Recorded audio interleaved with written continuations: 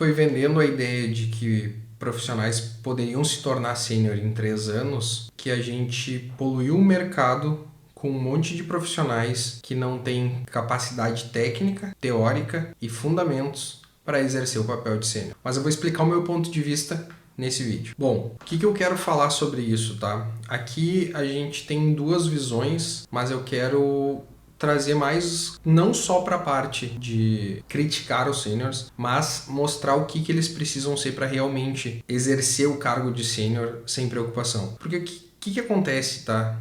A gente teve muitos cursos vendendo a ideia de que um sênior podia ser sênior em 2, 3 anos, quando a gente sabe que a realidade é um pouco diferente, porque para que a gente se torne especialista em alguma coisa, se fala em 10 mil horas. E se a gente colocar ali as horas padrões de trabalho nesse período de 2 a 3 anos, a gente não consegue chegar nesse processo de especialistas. Só que foi vendido isso para os profissionais e as empresas venderam os profissionais assim para outros clientes, consultorias ou RH vendeu isso para dentro do setor de engenharia das empresas e aconteceu. Quais são os problemas, tá? O primeiro problema acontece com o profissional. Se o profissional não é sênior com fundamentos e quando ele precisa debater algumas coisas de negócio, começa o suador do profissional. Então ele começa a ter dificuldades para desempenhar o papel dele, ele começa a entrar num ritmo de entrar em questões de burnout,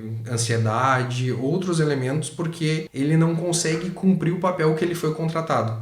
Mas a realidade é que quem vendeu a realidade de que ele era sênior e quem contratou ele como sênior estava errado. Por quê? Porque nesses cursinhos o que aconteceu muito foi serem ensinados ou a forma de passar em processos seletivos, com buzzwords, com palavras da moda, explicando como que você deveria se comportar numa entrevista e ensinando ferramentas de como fazer um processinho de caminho feliz. Então, beleza, cria a ferramenta, cria uma controller, dependendo da linguagem, cria as camadas ali e consegue resolver. Só que o problema é que nem tudo no dia a dia se baseia em ferramentas. Então, se tu é um profissional que quer ser sênior mesmo, vai te faltar coisas se tu ficar só nessa parte da ferramenta e nessa parte da linguagem. O que precisa mais? Precisa dos fundamentos. Eu muitas vezes critiquei a faculdade porque eu acho que existe material para os profissionais procurarem por fora tudo e qualquer coisa que tem na faculdade. Só que o problema é que muitos profissionais não vão para a faculdade e quando eles têm que estudar isso por fora, eles acabam se tornando preguiçosos e também não procuram por fora. Então isso se torna um problema gigantesco. Então hoje, um profissional sênior, ele precisa saber pelo menos o que são os diagramas, o que são os casos de uso, precisa saber matemática, pelo menos matemática básica. A gente nem está falando em entrar em álgebra, nada disso, mas saber matemática básica e saber muito bem fundamentada a matemática básica. Entender também sobre processos, entender um pouco mais sobre comportamentos dentro da IDE, como que um computador se comporta e entender processos negociais. Beleza, mas negocial fica com PM, fica com PO. Cara, vamos ser bem sinceros. Quando a demanda chega no desenvolvedor sênior, é obrigação dele fazer críticas ao que foi pedido negocialmente, porque não dá para implementar, porque não faz sentido, porque não resolve o problema do cliente. E também ver a melhor alternativa, seja com a arquitetura, seja com o cliente, seja com o PO, de como resolver o problema do cliente. Então é fundamental que se saiba pelo menos a estrutura negocial de como criticar alguma coisa. Fora a questão de ferramentas, porque o que acontece? Quando se vende a realidade de que alguém vai se tornar um desenvolvedor sênior em Java, por exemplo, o que se mostra para ele é o framework, a linguagem, a IDE e um pouquinho de cloud. Só que o dia a dia envolve muito mais do que isso. Envolve conhecer, por exemplo, sobre Docker, sobre qual a diferença entre Dockerfile e Docker Compose, como que tu vai virtualizar o ambiente na tua máquina, como que tu vai fazer exposição na tua máquina fazendo uma estrutura de redes. O que é uma estrutura de redes? Como que eu diferencio o que é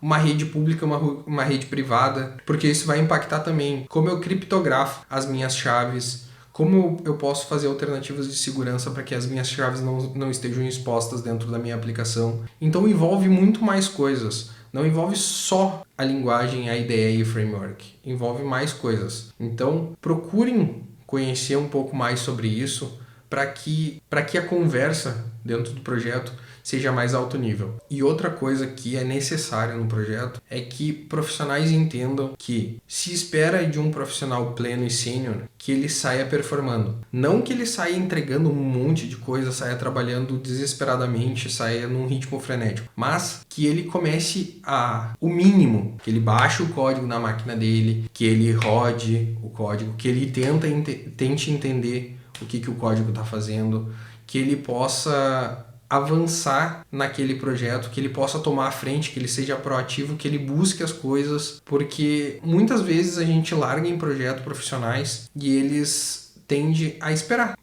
que chegue a demanda, que a demanda chegue do jeito que ele espera, que alguém mande ele baixar o código na máquina, que alguém ensine ele como rodar o código na máquina, sendo que ele nem tentou a primeira vez. Isso é uma coisa de sênior. Sênior, geralmente, ele é alguém que toma a frente. Ele é alguém que puxa e ensina os júniores ali, dá norte para os plenos, mas ele é um cara que vai tomar a frente junto com o líder técnico, ou às vezes não tem líder técnico, ele é o cara que tá à frente do projeto, ele é o cara que tá puxando a squad. Então o sênior, ele também é alguém de atitude. E a gente espera que o pleno faça isso também, porque ele vai vir, ele é o próximo a se tornar sênior. Então ele tá numa pegada de já mostrar proatividade e já ter um caminho para entregar as coisas.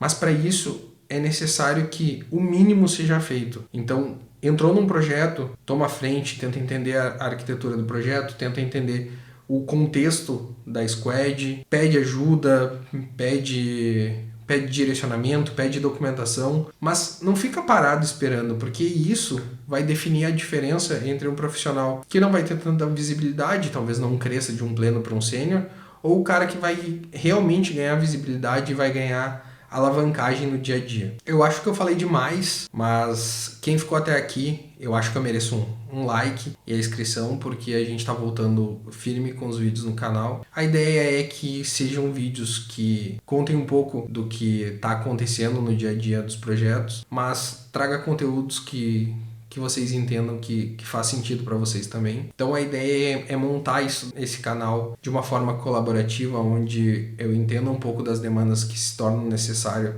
para as pessoas, trazendo um pouco das minhas dores ou das vitórias no dia a dia e montando projetos que a gente vai fazer junto. Vocês vão entender todo o meu grau de pensamento na hora de montar uma arquitetura, na hora de montar um projeto, na hora de estruturar ele todo. Então, se inscreve, manda o link do canal para os amigos. Agora que eu voltei com o canal, eu tô com uma meta de 500 seguidores, então compartilhem com os amigos para que a gente possa chegar nesse número rapidamente. Obrigado e até o próximo vídeo.